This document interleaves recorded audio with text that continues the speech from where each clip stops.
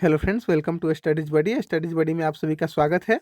दोस्तों, ये BPSC lower division clerk के लिए जनरल स्टडीज़ का प्रैक्टिस सेट 12 है। तो अगर आपने बाकी के 11 प्रैक्टिस सेट नहीं देखे हैं तो जाकर देख लीजिएगा, नीचे आपको उसका लिंक मिल जाएगा।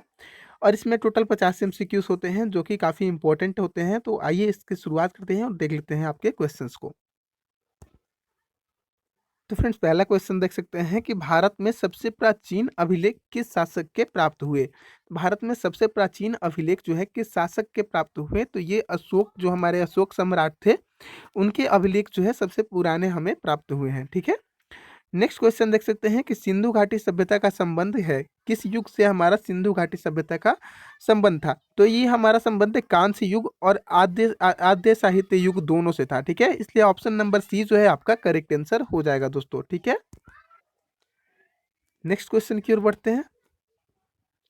तीसरा क्वेश्चन है कि धौलावीरा किस राज्य में स्थित है। जो धौलावीरा हमारे हड़प्पा काल का एक स्थल है, वो अब किस राज्य में स्थित है, तो ये अभी गुजरात में स्थित है।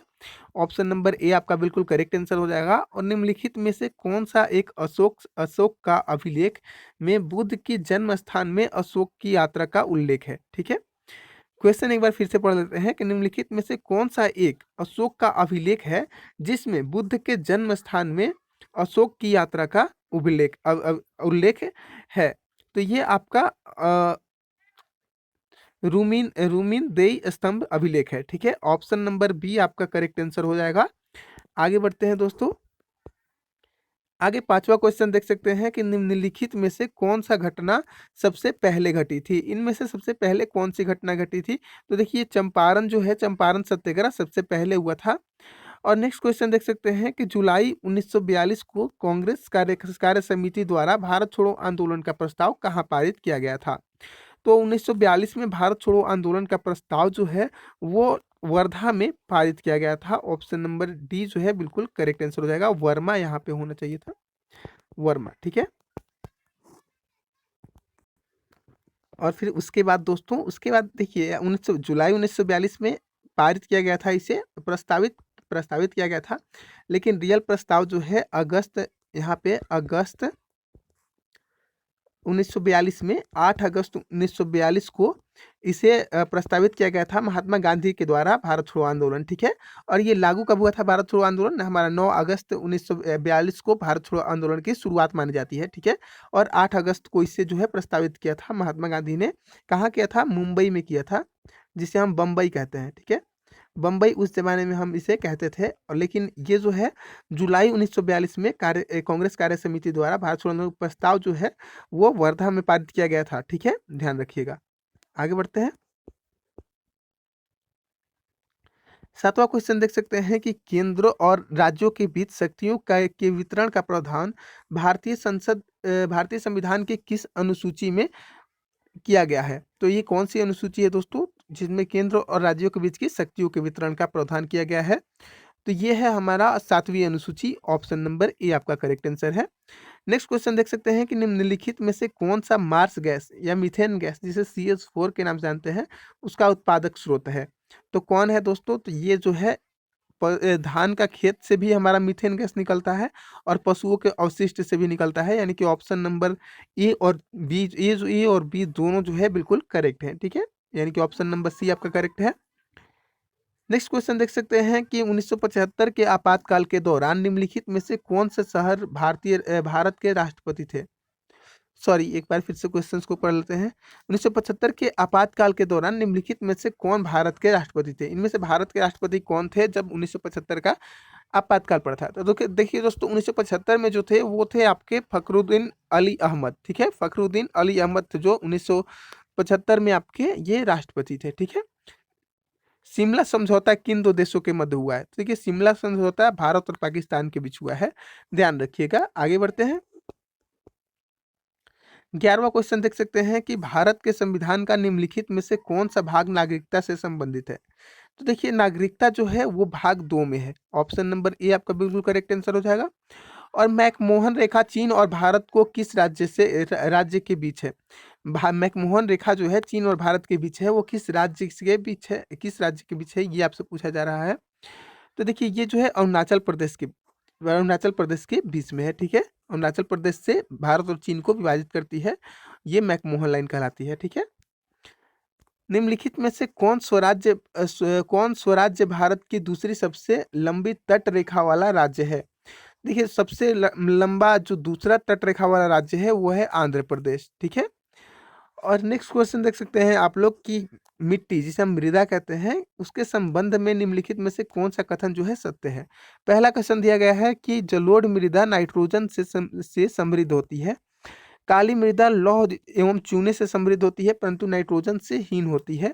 और लेटराइट मृदा लौह एवं अमोनियम से समृद्ध होती है किंतु नाइट्रोजन और पोटेशियम से हीन होती है। तो इनमें से कौन सा सही है दोस्तों? तो देखिए, इनमें जो है ऑप्शन नंबर बी सही है, केवल 2 और 3 जो है सही है। यानी कि काली मृदा लौह और चूने से समृद्ध होती है परंतु नाइट्रोजन से हीन होती है, और लेटराइट मृदा जो है लौह एवं एल्युमिनियम से समृद्ध होती है किंतु नाइट्रोजन और पोटेशियम से हीन होती है। यानी कि ऑप्शन नंबर बी आपका बिल्कुल करेक्ट आंसर है दोस्तों, ठीक है। आगे बढ़ते हैं। आगे 15वां क्वेश्चन देख सकते हैं कि निम्नलिखित कथनों पर कौन सा सही है, विचार करना है आपको। भारतीय संविधान के अनुच्छेद 109 में धन विधेयक संबंधी प्रक्रिया का उल्लेख किया गया है। और नेक्स्ट दिया गया है किसी भी विधेयक को संसद में प्रस्तुत करने से पूर्व राष्ट्रपति की स्वीकृति लेनी होती है। तो इनमें से कौन सा सही है? तो देखिए, जो भारत देखिए किसी भी विधेयक को संसद में प्रस्तुत करने के लिए पूर्व राष्ट्रपति की यहाँ पे कोई भी स्वीकृति लेना अनिवार्य नहीं है। पूर्व राष्ट्रपति का कोई भी अनिवार्य नहीं है, इसलिए ऑप्शन नंबर 2 गलत है। ऑप्शन नंबर 1 जो है भारतीय संविधान के अनुच्छेद 109 में धन विधेयक संबंधी प्रावधान है, ये सही है। तो ऑप्शन नंबर ए जो है बिल्कुल सही है दोस्तों, ठीक है। आगे बढ़ते हैं। आगे देख सकते हैं 16वां क्वेश्चन। 16वां क्वेश्चन है कि भारतीय संविधान का कौन सा अनुच्छेद राष्ट्रपति को उच्चतम न्यायालय के परामर्श करने की वह शक्ति प्रदान करता है? तो भारतीय संविधान का कौन सा अनुच्छेद है जो राष्ट्रपति को उच्चतम न्यायालय से परामर्श करने की शक्ति देता है? तो वो है आपका ऑप्शन नंबर सी, अनुच्छेद 143, ठीक है। अनुच्छेद 143 क्या है? भारतीय जो हमारे राष्ट्रपति हैं वो उच्च न्यायालय के न्यायाधीश से जो है परामर्श कर सकते हैं। 17वां क्वेश्चन देख सकते हैं कि जयप्रकाश नारायण का जन्म बिहार के किस जिले में हुआ था? तो हमारे लोक नायक जयप्रकाश नारायण जो थे उनका बिहार के किस जिले में जन्म हुआ था? तो इनका जन्म सारण जिले में हुआ था, ध्यान रखिएगा, सारण, ठीक है। आगे बढ़ते हैं।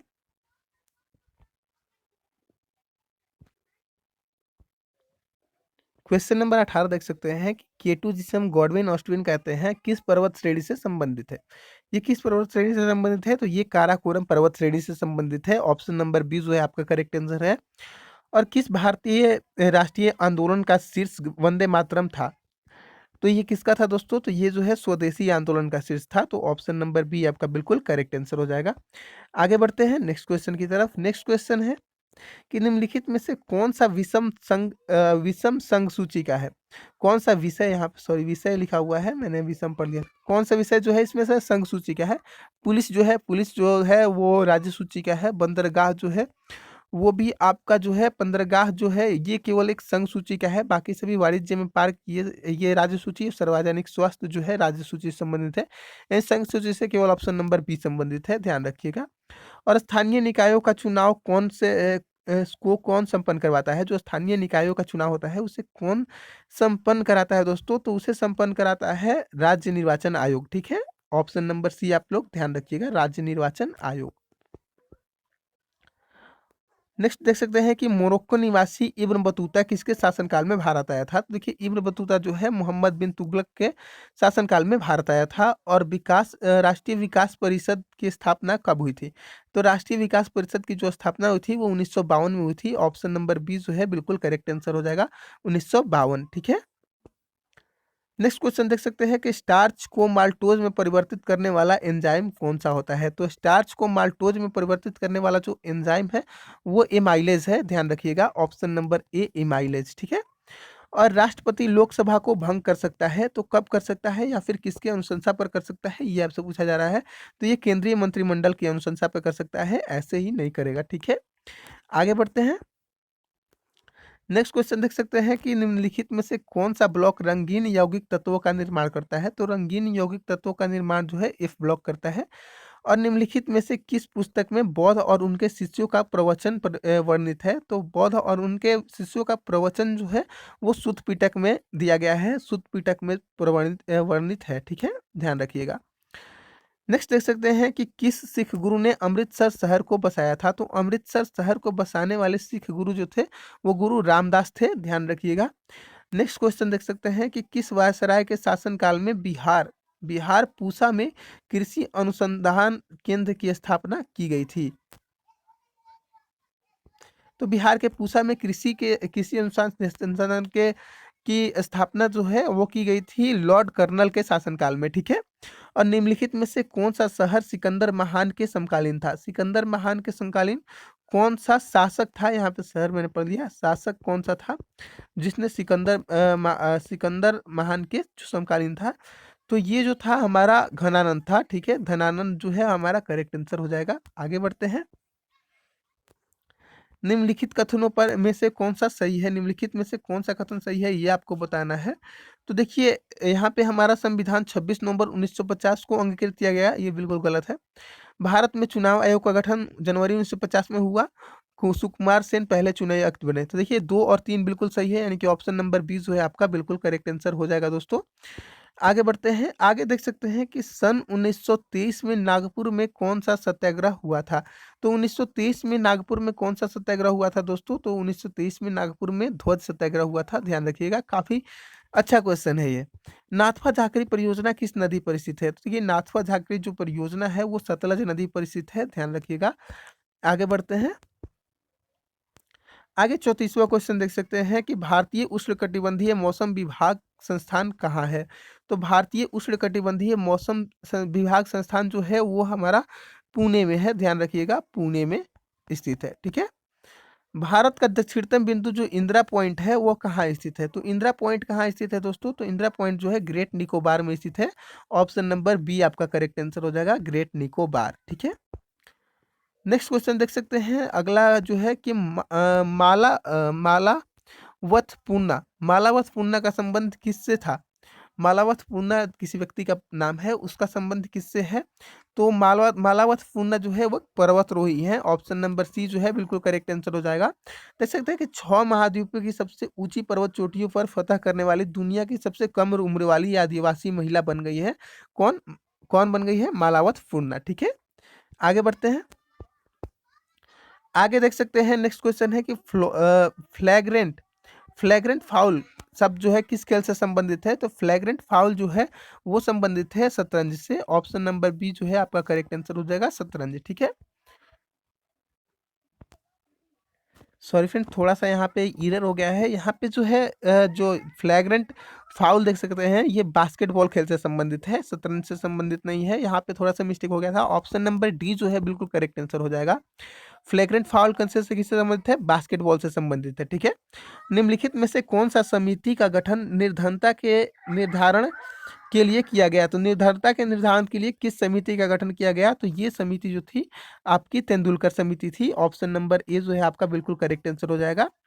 आगे नेक्स्ट क्वेश्चन देख सकते हैं कि भारत के किस क्षेत्र में ठंडे रेगिस्तान पाए जाते हैं। तो ठंडे रेगिस्तान जो है वो लद्दाख में पाए जाते हैं। ऑप्शन नंबर बी जो है बिल्कुल करेक्ट आंसर हो जाएगा। और किस कांग्रेस अधिवेशन में गांधी इरविन समझौता का समर्थन किया गया था। तो गांधी इरविन समझौता के का समर्थन जो है कराची अधिवेशन में किया गया था। ऑप्शन नंबर सी आपका बिल्कुल करेक्ट आंसर हो जाएगा दोस्तों, ठीक है।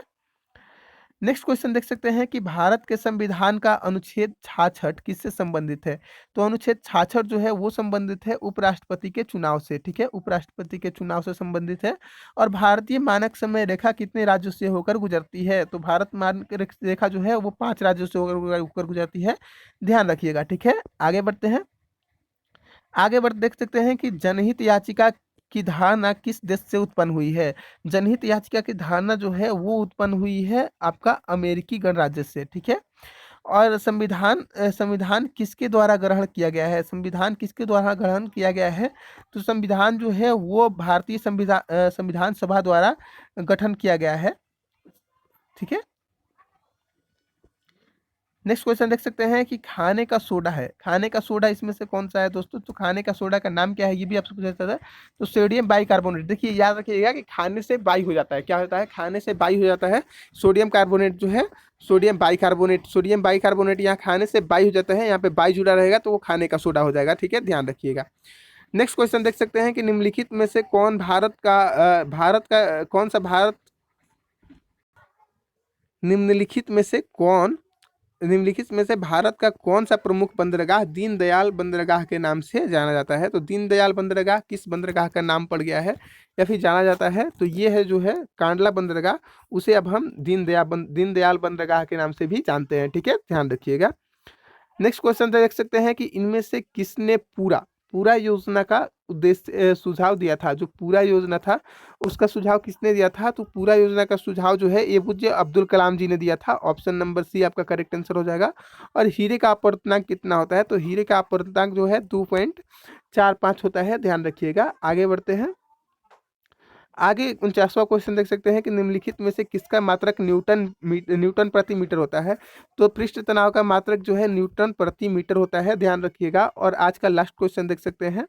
आज का लास्ट क्वेश्चन है कि निम्नलिखित में से किसने राष्ट्रपति शासन को मृत पत्र की संज्ञा दी थी? तो मृत पत्र की संख्या जो है वो भीमराव अंबेडकर ने दी थी राष्ट्रपति शासन को। ऑप्शन नंबर बी जो है बिल्कुल करेक्ट आंसर हो जाएगा।